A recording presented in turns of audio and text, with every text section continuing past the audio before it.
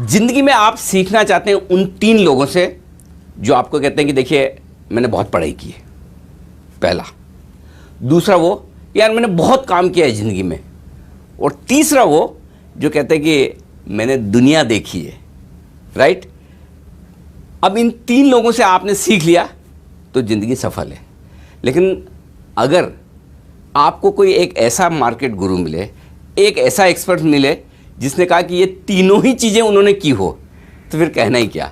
तो आज इक्विटी गुरुकुल में हम आपको मार्केट के एक ऐसे गुरु से मिलवा रहे हैं जिन्होंने न सिर्फ जमकर पढ़ाई की है, न जमकर काम किया है, बल्कि उन्होंने पूरी दुनिया भी देखी है और ख़ास तौर से स्टॉक मार्केट की दुनिया को बहुत नज़दीकी से देखा है।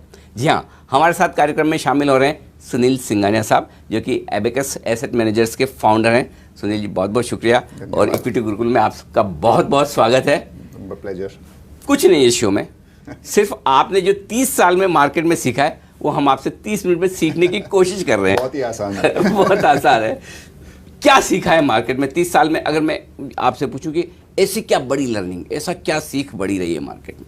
तो सबसे पहले तो ये सीखा है कि आप 30 साल मार्केट में गुजारो, 20 साल गुजारो, 10 साल गुजारो, फिर भी आप सीखते ही रहते हो। बिल्कुल। तो every day is a new learning, I think वो है। दूसरा है कि मार्केट सुप्रीम है। यहाँ कोई भी ये नहीं कह सकता है कि मैंने इसको पूरी तरह से सीख लिया है, मास्टर हो गया हूँ। हाँ, मैं मास्टर हो गया हूँ। तो हरदम कुछ ना कुछ तो ऐसा कर ही देगा जिससे आप फिर से ज़मीन पे आ जाओगे, फिर वही हम्बल शुरुआत होगी। और तीसरा ये मैंने सीखा है कि मार्केट में जो ऑप्टिमिस्टिक रहता है ना, पैसा उसी का बनता है। हाँ। जो बहुत पेसिमिस्ट रहता है, जो सोचता है दुनिया के बारे में इधर के ऐसा हो जाएगा वैसा हो जाएगा, उसका कब पैसा नहीं बनता है। वो सिर्फ वो एक अपॉर्चुनिटी ढूंढते रहता है, लेकिन वो कभी आती ही नहीं है। ऑफ एंड ऑन मैंने आपके साथ सैकड़ों इंटरव्यू कर लिए, लेकिन आपके इंटरव्यूज में से 2 बातें मुझे बहुत अच्छे से याद है और वो मैं आज गुरुकुल में चाहता हूँ हमारे दर्शक भी सीखें। पहली बात तो ये है कि मार्केट में क्या लेना है इससे ज़्यादा ज़रूरी है कि क्या नहीं लेना है। और दूसरी बात जो आपने कही वो ये है कि अगर हर चीज़ का इंतज़ार करोगे, ये भी सही हो जाए, वो भी सही हो जाए, वो भी सही हो जाए, तो आपको इंडेक्स 1 लाख का दिखेगा, राइट। तो इन दोनों चीज़ों को हमारे दर्शकों को विस्तार से बताएं। इंडिया के नंबर 1 ब्रोकर जीरोधा के साथ जुड़िए, जहां पर आपका ब्रोकरेज कुछ भी नहीं लगेगा। ब्रोकरेज लगेगा तो सिर्फ इंट्राडे ट्रेड में, वह भी सिर्फ 20 रुपये। तो दोस्तों, अकाउंट ओपनिंग की लिंक डिस्क्रिप्शन में है, जाइए लिंक पर क्लिक करके जीरोधा में अकाउंट ओपन कराइए।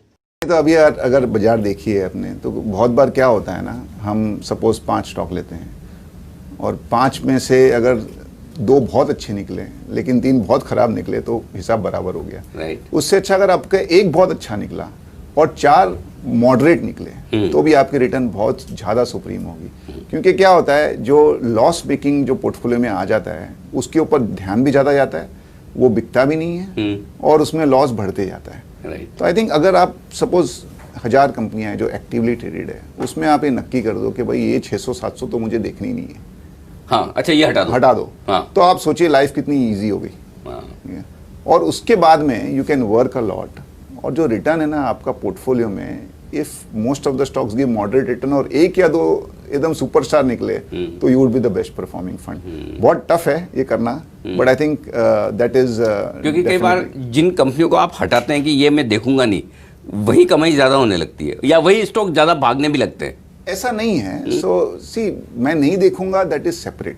तो हम भी यहाँ क्या करते हैं, एक एक्टिव पोर्टफोलियो, एक पैसिव पोर्टफोलियो। अच्छा। तो एक्टिव ट्रैकिंग जो एकदम एक्टिवली ट्रैक करते हैं। पैसिव में ऐसा नहीं है कि उसको देखना ही बंद कर दिया, बट वो पैसिव है कि इसमें से हो सकता है कि 2, 4, 10 कंपनियां का कुछ फंडामेंटल चेंज हो रहा है, कुछ आउटलुक चेंज हो रहा है, कुछ मैनेजमेंट चेंज हो रहा है, there are lot of triggers जिससे वो एक्टिव कवरेज में आ जाए। But when you make a portfolio, if you are able to avoid stocks जिसमें आपको बड़ा लॉस कभी हो सकता है, तो आप you are in very very sweet spot. आमतौर पर लोग इंतज़ार करते हैं सही समय का, सही भाव का, कि भाव से भी ज़्यादा है कि मार्केट का मूड माहौल ठीक हो जाए, ये प्रॉब्लम दूर हो जाए, ग्लोबल दूर हो जाए, लोकल दूर हो जाए, ऐसा हो जाए, वैसा हो जाए, और फिर मैं खरीदूंगा। तो क्या वो समय वाकई में आता है कि जब सब कुछ ठीक हो और बहुत सस्ता भी मिले? नहीं, तो मैं पहले बहुत बार कह चुका हूँ कि दुनिया में 202 देश हैं और हर देश में 200 फैक्टर हैं। तो अगर आप 40,000 फैक्टर का इंतजार करोगे टिक मार्क होने का, तो आपको सेंसेक्स में भी 5 लाख में लेना पड़ेगा। तो ऐसा कभी हो ही नहीं सकता है कि सब फैक्टर्स आपके टिक हो। एट द सेम टाइम आपको एक थोड़ा तो ट्रैक करना पड़ेगा। ऐसा नहीं है कि आप पूरा इग्नोर कर दो कि जब कोरोना वायरस है, ठीक है, इट्स अ इशू कितना बड़ा हो सकता है, कितनी जल्दी सेटल हो सकता है, दैट आप एस्टिमेट ही कर सकते हो पास्ट को देख के और ट्रैक करके।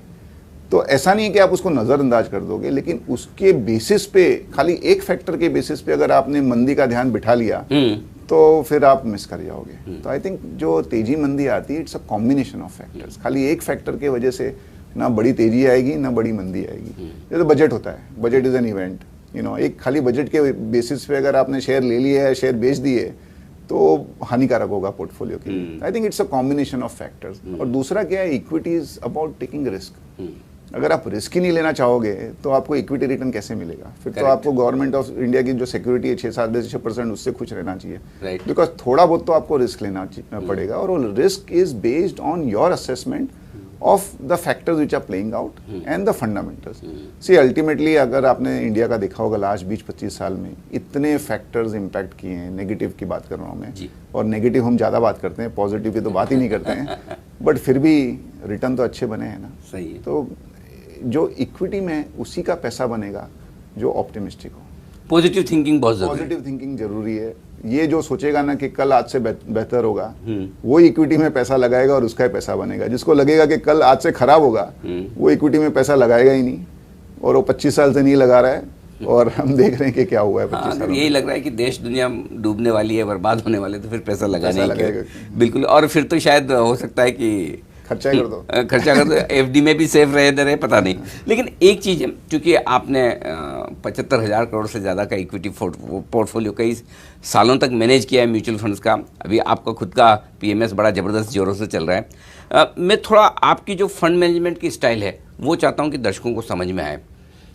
आमतौर पर मैं भी और हमारे सारे दर्शक जो म्यूचुअल फंड्स में पैसा लगाते हैं या आप जैसे पीएमएस में पैसा लगाते हैं, ये उम्मीद करते हैं कि आप मार्केट से ज़्यादा थोड़ा रिटर्न उन्हें बना कर दें। तो ये थोड़ा ज़्यादा रिटर्न बनाना आपकी जिम्मेदारी भी है और आपकी परफॉर्मेंस भी, राइट? ये आप कैसे करते हैं? सर्वाइवल भी है। सर्वाइवल भी है बिल्कुल। तो देखो, एक रहता है कि ऐसी कंपनियां खरीदें जो ओवरऑल बास्केट से ज़्यादा ग्रो हो और जिसमें प्रॉफिट ग्रोथ ज़्यादा हो, और प्रॉफिट ग्रोथ ज़्यादा होगी तो अल्टीमेटली रिटर्न भी ज़्यादा होगा। एक थोड़ा सा बाय नेचर मैं थोड़ा कंजर्वेटिव हूँ, तो थोड़ा जब भी whenever even I look at growth, valuation पे मेरा ज़्यादा रहता है, बिकॉज अल्टीमेटली जो सिखाया गया है वो सिखाया क्या है, और जो प्रैक्टिकल भी सीखा है कि आप इक्विटी में जब इन्वेस्ट कर रहे हो तो आप वो कंपनी में पार्टनर बन गए। That is what equity investment is all about. तो अगर पूरी की पूरी कंपनी अगर आपको कोई बेचने को आए और इतनी वैल्यू है कि आपको उसमें पूरी कंपनी खरीदने में फ़ायदा लगे, तो ही तो आप इक्विटी इन्वेस्टमेंट करना चाहिए।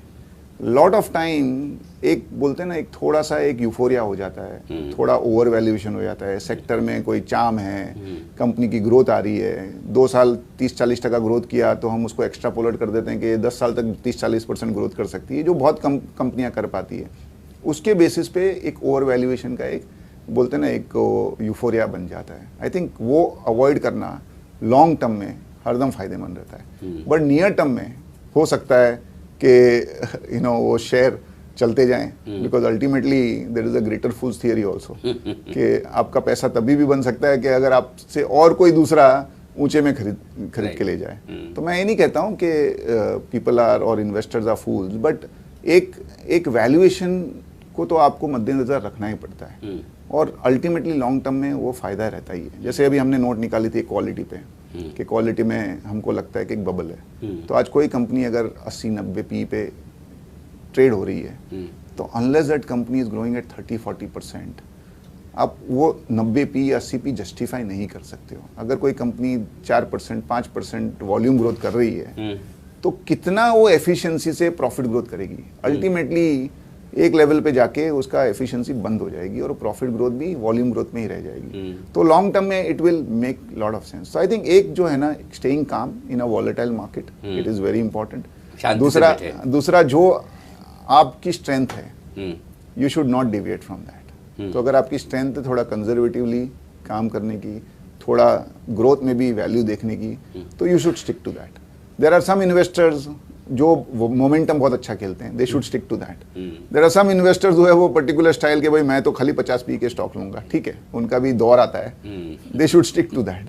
तो आई थिंक तो आपको अपने आप को पहचानना है कि आप 2020 प्लेयर है, वनडे प्लेयर या टेस्ट मैच वाले? मैं तो बोलूंगा कि we are test match players and we are opportunistic investors. तो हम अगर वैल्यू दिखती है तो वैल्यू में भी काम करते हैं। ये एक मिनट ये शब्द नया सुना है मैंने, अपॉर्चुनिस्टिक इन्वेस्टर, ये क्या है? देखो, तो India is a large country. India में काफ़ी सेक्टर्स ऐसे हैं जो बहुत फास्ट ग्रोइंग है, जिसमें हाई ग्रोथ है। आप वो सेक्टर्स को इग्नोर नहीं कर सकते हो, बट उसमें भी जैसे मैंने कहा, you know, if you are paying 50 P, तो that P has to be justified कि भाई फ्यूचर में इतना ग्रोथ आएगा। जैसे हमारा एक कॉल था, यदि आप लोग बाजार में ट्रेडिंग या निवेश करते हैं और अभी भी ब्रोकरेज के नाम पर अपनी हजारों रुपए बर्बाद कर रहे हैं, तो अब बदलिए और देश के सबसे अच्छे, बड़े और सबसे भरोसेमंद ब्रोकर जिरोधा के साथ जुड़िए, जहां पर आपका ब्रोकरेज कुछ भी नहीं लगेगा। ब्रोकरेज लगेगा तो सिर्फ इंट्राडे ट्रेड में, वह भी सिर्फ 20 रुपये। और दोस्तों, साथ ही आपको बता दूं कि यहां पर अकाउंट ओपन कराने के लिए आपको अपना POA यानी कि पावर ऑफ अटॉर्नी देने की कोई आवश्यकता नहीं है, जिसका उपयोग करके हाल ही में देश के एक बड़े ब्रोकर ने 2000 करोड़ का घोटाला किया। तो दोस्तों, अकाउंट ओपनिंग की लिंक डिस्क्रिप्शन में है, जाइए और लिंक पर क्लिक करके जिरोधा में अपना अकाउंट ओपन कराइए। जो स्पिरिट्स और बियर कंपनी पे था, जो अभी तक वर्कआउट मिक्स्ड है, कोई कंपनी ने अच्छा किया है, कोई कंपनी फ्लैटिश रही है, बट अगर आप देखोगे तो 20% वर्ल्ड का पॉपुलेशन बॉर्न आफ्टर 1 जनवरी 2000, 1 जनवरी 2000 के बाद, वो 20% इंडियंस है। अच्छा, और वो हर अभी 5वां आदमी जो पैदा हो रहा है वो इंडियन है। हाँ। और वो अभी 20-18 साल के अभी तक हुए भी नहीं है उसमें से 90% लोग। और सोशली अभी एक्सेप्टेबल है, कोई मानी इसमें ऐसा पहले जैसा शॉक नहीं लगता टेबू है। नहीं रहा। हाँ, तो एक ट्रेंड है वो, तो उसमें स्टॉक्स आपको महंगे मिलेंगे, but you can justify with high growth.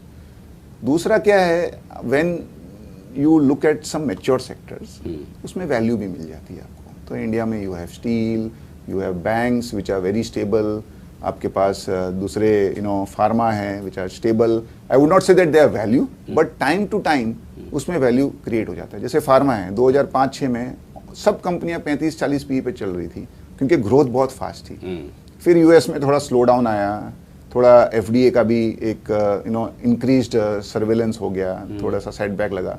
अब काफ़ी फार्मा कंपनी 15-16 पी में मिल रही है। तो फ्रॉम अ ग्रोथ सेक्टर वो वैल्यू सेक्टर हो गए। तो आई थिंक इंडिया में वो वैल्यू भी मिलता है। प्लस कभी कभी है ना, जैसे स्पेसिफिकली सिक्लिकल सेक्टर्स में बहुत ही ऊपर नीचे होती है, तो सडनली आपको पता चला कि स्टील कंपनियां चौथाई भाव में मिल रही है। Just giving an example. तो आप जब भी पोर्टफोलियो क्रिएट करते हो, एक आपकी अगर व्यूज क्लियर हैं, थॉट प्रोसेस क्लियर है, तो आप बोलोगे ठीक है बॉस, ये सेक्टर आज इतना मरा हुआ है, बट ये सर्वाइवर है। ये कंपनी 50 साल में सर्वाइव हुई है, बंद नहीं हुई है। इसका डेट इक्विटी रेशियो कंट्रोल में है, इसके कैश फ्लोस कंट्रोल में है। एक आपको बस जस्ट चाहिए कि साल 2 साल में कभी भी ये सेक्टर में थोड़ा सा मूवमेंट आया तो आपका 3-4 गुना पैसा हो सकता है। तो when you create a portfolio, हम ये कोशिश करते हैं कि हम ग्रोथ भी देखें, जहाँ वैल्यू मिलता है वहाँ वैल्यू भी मिल जाता है, और कोई एक अपॉर्चुनिस्टिक काइंड ऑफ 5-7% की बेट भी मिल जाती है। तो उसके हिसाब से you are able to create some alpha. आमतौर पर आपको एक स्पेशल इंसाइट होती है जो रिटेल इन्वेस्टर्स के मुकाबले में, क्योंकि आप कंपनी के मैनेजमेंट से बात करते हैं, बैलेंस शीट ज़्यादा अच्छे तरीके से पढ़ पाते हैं। तो क्या वैल्यू और ग्रोथ के साथ कुछ ऐसा ट्रिगर, जिसे हम कहते हैं ना वो फंड मैनेजमेंट की भाषा में, कि अल्फा जनरेट कैसे हो सकता है, यानी कि मार्केट के मुकाबले में वो स्टॉक ज़्यादा रिटर्न कैसे दे सकता है, वो आप कैसे ढूंढते हैं?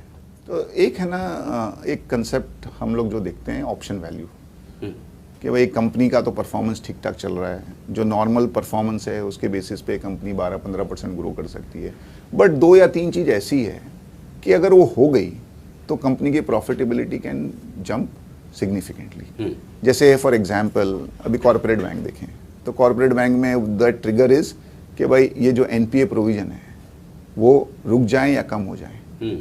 वही हुआ लास्ट 1-2 साल में। तो वो ऑप्शन वैल्यू था जिसके बेसिस पे कॉर्पोरेट बैंक करीब करीब 100% बढ़ गए 2 साल में, if you look eight private sector corporate bank. या फार्मा में है कि भाई ये बेस लेवल का प्रॉफिट तो ये है, बट ये 1 प्रोडक्ट या 2 प्रोडक्ट अप्रूव हो जाएं तो there can be a sudden jump, that is optionality. या मैं बोलूँगा एक्सचेंजेस है या ब्रोकिंग कंपनीज है या एसेट मैनेजमेंट कंपनीज है, उसमें एक बेस लेवल का तो ग्रोथ है ही, बट जो पेनिट्रेशन इंडिया में ये सब चीज़ों का है कंपेयर टू द वर्ल्ड, अगर वो थोड़ा सा भी पेनिट्रेशन बढ़ेगा तो there is huge option value, क्योंकि इनके कॉस्ट फिक्स हैं। तो एवरी एडिशनल रेवेन्यू सीधा प्रॉफिटेबिलिटी में जाता है। तो I think sometimes in some sectors ये optionability can give you very high returns. लेकिन एक चीज़ और बताएं कि जैसे आप फंड मैनेजर हैं तो खरीदने के साथ साथ कभी कभी बेचने का डिसीजन भी लेने पड़ते होंगे। एक तो मेरे जैसे कोई इन्वेस्टर आके कहे कि भाई मैं रिडम्पशन कर रहा हूँ और सुनील जी पैसे दीजिए, तब तो अलग बात है। लेकिन उसके अलावा कभी आपको लगता है कि बेचना कब है या कब बेचते हैं आप, वो डिसीजन कैसे आता है? आई थिंक मैं बोलूँगा कि बेचना is a more tougher decision then buying. अच्छा। क्योंकि बेचने में है ना 2 चीज़ें हैं।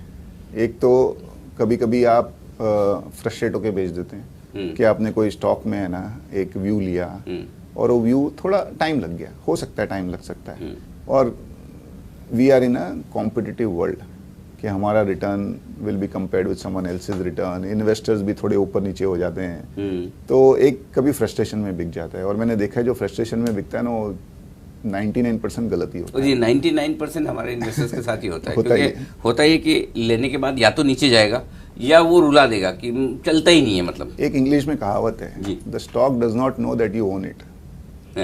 स्टॉक को पता नहीं है कि आपने खरीदा है, तो लेते ही कुछ बढ़ने वाला नहीं है। हो सकता है वो 5-7% नीचे भी जाएगा, थोड़ा टाइम भी निकालेगा, अगर लेते बढ़ गया तो आपका लक है वो, बट बाकी है। दूसरा I think more importantly at least मेरे लाइफ में 2 स्टॉक में जो मेरे से सबसे बड़ी गलती हुई है दैट इज सेलिंग अर्ली। अच्छा, सेलिंग अर्ली। Selling early. अच्छा। और मैंने काफ़ी पब्लिक फोरम में भी कहा है कि बजाज फाइनेंस और आयशर मोटर्स दोनों स्टॉक हमने बहुत ही कम मार्केट कैप में खरीदे थे।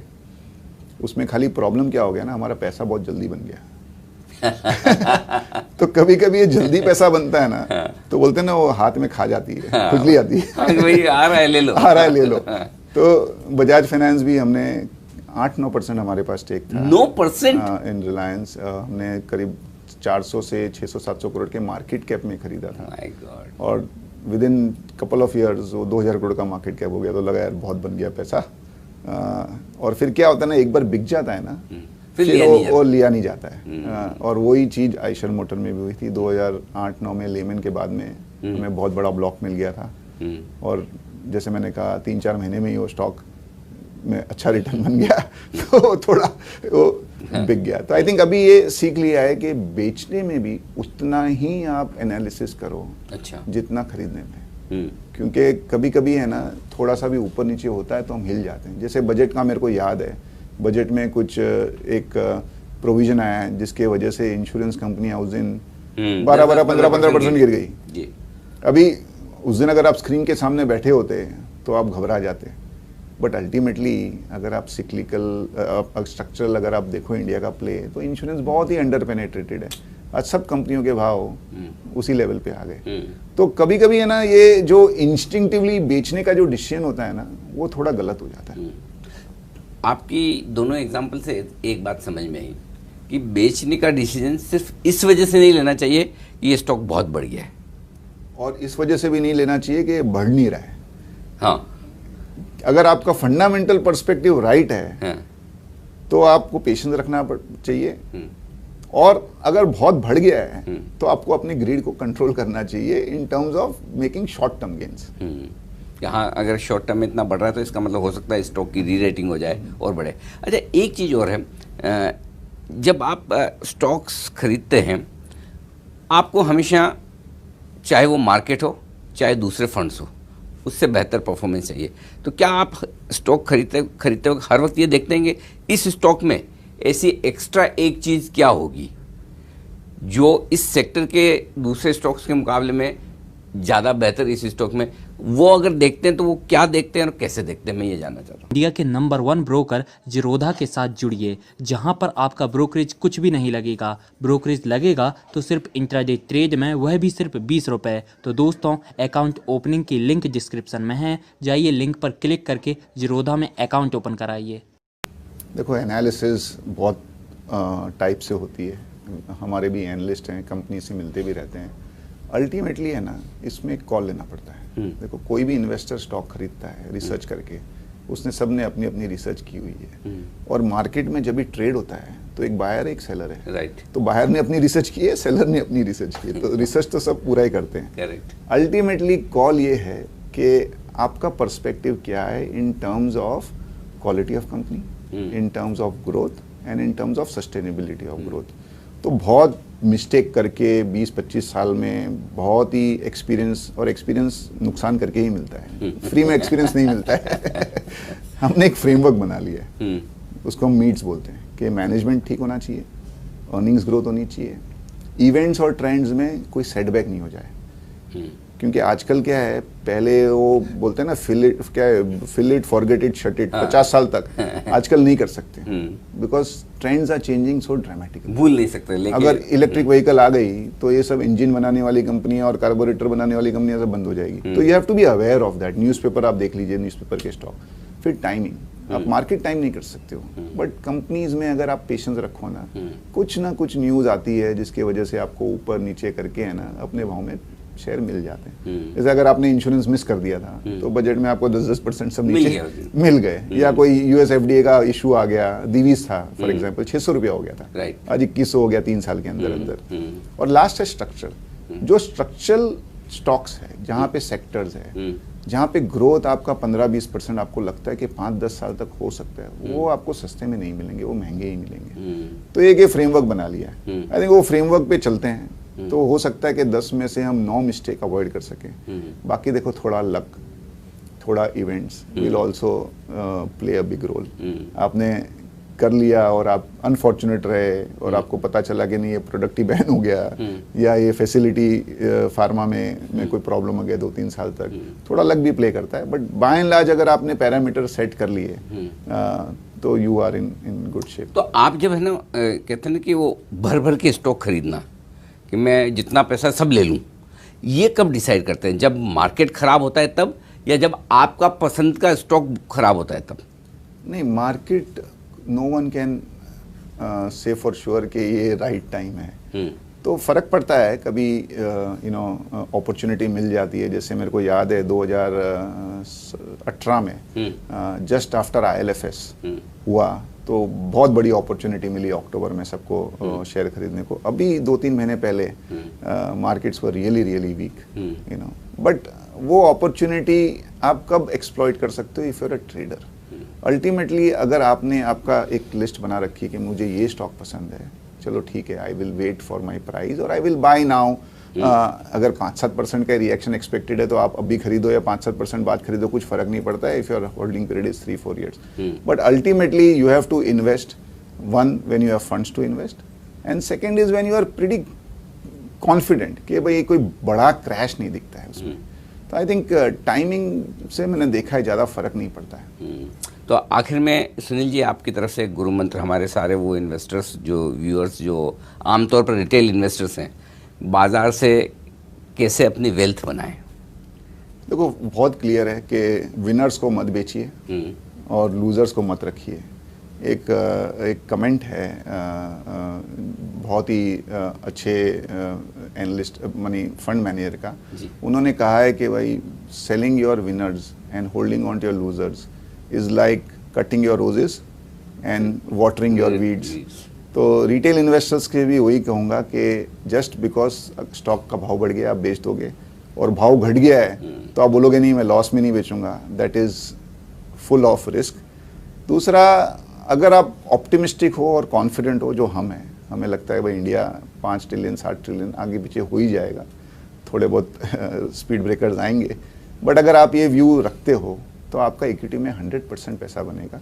थोड़ा उसको समय दीजिए, थोड़ा सोच समझकर थोड़े अच्छे स्टॉक्स का पोर्टफोलियो बनाएं और भरोसे वाले स्टॉक्स में बने रहें। मजबूत क्वालिटी के शेयरों के साथ छेड़छाड़ न करें और कमज़ोर क्वालिटी वाले शेयरों को बहुत लंबे समय तक पोर्टफोलियो में न रखें। ये सीख मिली है आज आपको इक्विटी गुरुकुल में सुनील सिंघानिया साहब की तरफ से।